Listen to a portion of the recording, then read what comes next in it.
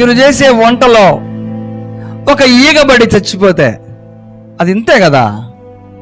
ఎంతమంది ఈగనిట్ట తీసేసి ఇదిలేసి తాగించేశారు.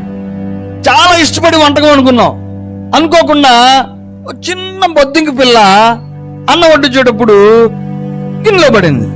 ఏమైపోద్ది వండుకున్న అన్నం అంతా? మరి ఎట్లాగా?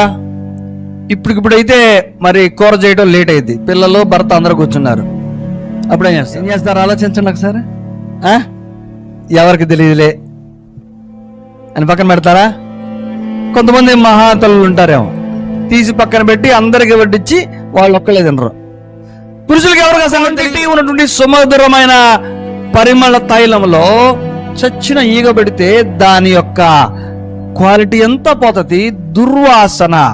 జ్ఞానవంతుడికి కొంచెం ఎర్రి తోడైతే ఎట్లుంటుంది? వెర్రితనము ఈగతో సమానం.